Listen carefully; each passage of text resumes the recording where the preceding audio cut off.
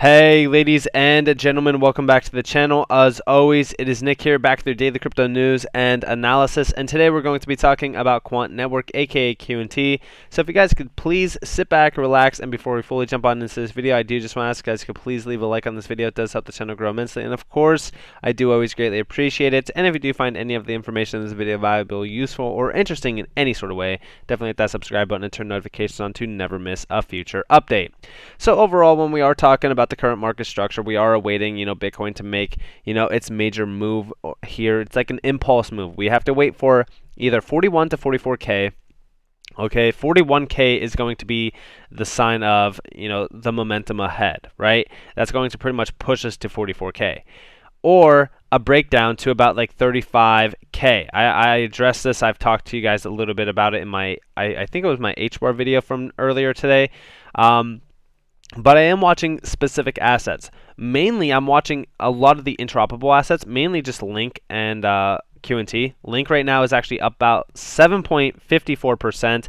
I think yesterday when I was talking to you guys about it, it was actually down a little bit less. It was at like around like $15. So it has rose about like $2 since then. Of course, these are the assets that I'm actually watching for, like just Link and pretty much QNT. Like QNT is my main, bread and butter, if you will, for interoperability. So, I'm pretty much watching those two specifically. QNT down a little bit. It's like down 2.44%, down 8.27% on the 7-day span. Almost breaking down below $1 billion in market cap value, which is pretty significant to say the least. I am watching QNT closely. We do see this is a sharp decline from like, $100. So we do see, $100 is hard to get back to. On the 7-day span, you can pretty much see us trying to get back above that level, but we cannot break above it. It's hard for us to break above it. And we have tested the waters a little bit. Like we hit like $110. Boom. Resistance broke it down. I am watching QNT closely. We have a long ways to go, especially if we're talking about some high-digit figures for QNT, in the bull run, if you will. I do think that currently, right now, are we in a very bullish structure? Not technically, but on the macro views, yes, we are. Volume down 3.38%, which is not much. The holders tab, I think for the first time in a while, I have not checked this out, but we broke 42.2K.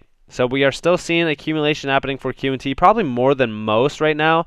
We're probably seeing a lot of buy points in, but of course there's not too much volume at all. I wouldn't be focused on too much of that specifically. Like I said, this is pretty much my long-term hold. I throw in residual income that I could afford to pretty much forget about, which I always tell people, pretty much do the same if you can. I still look at QNT as, the next major thing. I think that interoperability is going to be a huge player. We're going to be talking about its major rules here shortly as well. I've talked to you guys about interoperability multiple times. It's probably getting to the point of like it being repetitive.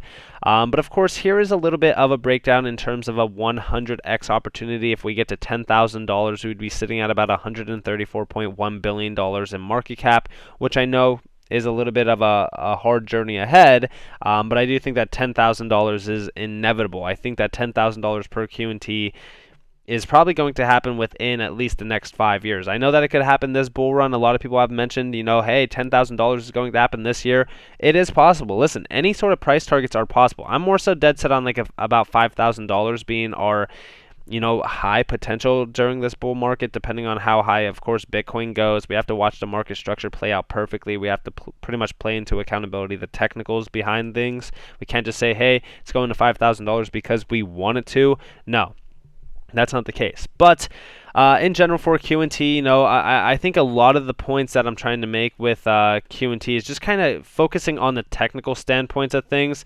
I know that like this getting into the top 10, would bring it to about, 1.5K, aka 14x. I think that is pretty much the standard. I think that we should be eyeing the 10 spot, in terms of, overall market cap. But I really just want to address to you guys more so the technicals behind this project, the fundamentals, if you will, because that's pretty much that's what will put a price valuation on QNT long term. So let's talk about some CBDCs and let's talk about some talks. I do want to do just a quick, overview of some of the things that Q&T is already working on, or has their hand in, and then I really want to talk to you guys about some white papers from Quant themselves.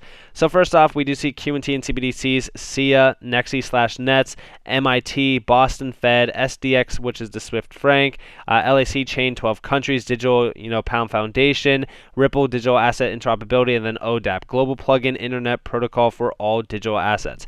The hands that Q&T has in the pot right now is insane. They have connections to global markets. They have connections to nearly, I mean, they're continuing to build out day by day by day. These are some of these are connected to like 500 plus banks. These are connected to massive names in this space. And I just want you all to understand at scale how much volume will flow over the overledger. And I know a lot of people are saying, well, Q&T doesn't play a specific role at all in terms of adoption, but that's where you guys are wrong. In terms of Q&T, I really do think a lot of people need to, reread the white paper, because Q&T as a token has a ton of utility behind it, not only license fees and stuff like that. I actually just addressed this in the Discord today. But of course, in terms of DLT interoperability, right, what are the options? So this is actually coming from Quant themselves. This is a nice white paper that they actually released just recently. Of course, talking about Quant Overledger DLT API Gateway. Here's pretty much the context or contents of this. And of course, we do see, we'll just break this down. So first off, distributed ledger networks do not exist in silos. They increasingly need to be connected to external resources such as legacy systems, distributed file stores, and other distributed ledger networks. To perform these connections, developers need to utilize a distributed ledger technology interoperability solution to solve issues regarding standardized resource integration and data translation methods. There are a few possible DLT interoperability solutions, each fitting into one of the following three DLT interoperability categories and defined by the World Economic Forum: cross-authentication, oracles, and of course API gateways. Now, these three are very specific. We already talked about oracles in the past, and of course API gateways. We do see here, our comparison concludes that API gateway categorization is the leading approach. This is because an API gateways are built on proven technology. They can easily combine distributed ledger technology with non-distributed ledger technologies. They can provide fine-grained user access controls, and of course, they can be utilized by cross-authentication or Oracle applications to provide more resilience to their deployments. We conclude this report by describing how Quant's Overledger DLT API Gateway product stands out as a preeminent solution in this category through its use of cross-DLT data standardization and ease of DLN integration, all of which improve the speed of DLT application deployment. So overall, when we're talking about all three of these solutions and which one is the best, they're pretty much saying that API gateways overall are pretty much the main approach. So when we're talking about APIs and those gateways, this is like a plug and play aspect, by the way.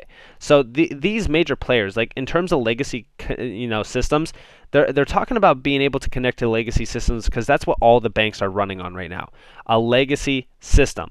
So in order for them to plug and play, we really need to take the approach on, well, first off, how are we going to get to that point? Well, first off, we talk about, just interoperability in general, being able to integrate seamlessly with these major banks.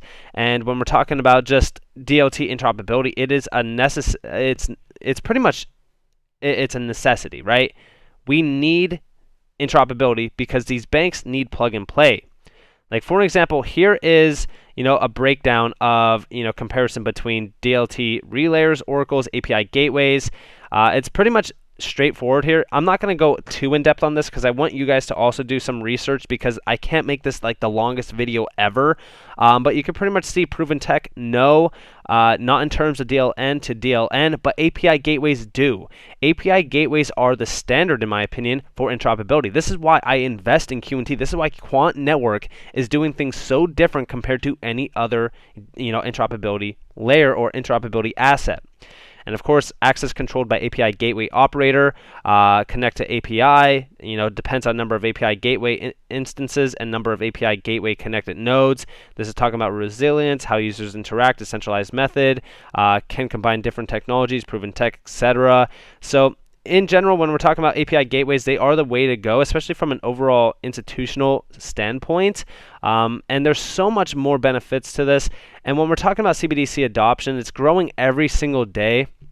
This is why Q&T, in my opinion, is going to be, the main player here. We even see, Quant's Overledger DOT API gateway, two-way asset transfer, single ledger token to multi-ledger token transformation, multi-ledger meta transactions, linked transactions as well. Conclusions. In this report, we have described the main DLT interoperability categories and compared them. We have described why Quant believed that the API gateway category is the leading one and have detailed why Quant's Overledger is the preeminent instance of this model. So we know that at scale, when we're talking about DLTs and DLNs, the API gateway is going to be the biggest key here. And guess what is providing this use case? Quant network. Okay? And of course, CBDCs are inevitable. We even see here Bank of America is saying a US CBDC is inevitable. Financial institutions will explore digital asset custody and trading solutions as payments companies incorporate technology into their platforms. But these main players, like Bank of America, for an example, right? If they wanted to plug and play with a DLT, say for so tomorrow Bank of America said, okay, we're using Hedera Hashgraph, we're going to pretty much build on their ledger. That's great and all, but guess what? How will they be able to transact with, say for so, I don't know, we'll say Citibank that has their ledger built on, or their CBDC built on, the XRP ledger, right? They can't. They won't be able to without, of course, an API gateway or an interoperability layer of some sort. But we know that API gateways are the best in class.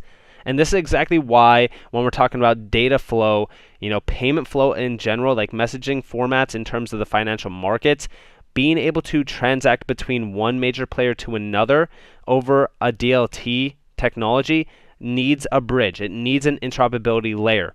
That is where Quant plays a big role. And there's not many out there. There's not many out there in this market at all. Of course, like I said, Chainlink is a huge player. But again, when we're talking about Quant's API gateway, it is probably the biggest piece of the puzzle. Okay? And of course, we look at $10,000 per Q&T. Not a matter of if, it's a matter of when.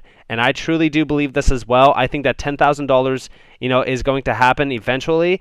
I think that we still have some targets to be met first. But with that being said, I hope that you guys enjoyed this video. If you guys did, definitely leave a like, subscribe, turn notifications on if you guys want more free content. You guys are more than welcome to follow me on Twitter and join the free Discord down in the description below. As always, I hope that you all have a beautiful day or a beautiful night wherever you guys are in this beautiful world. It's been Nick. Peace out, guys.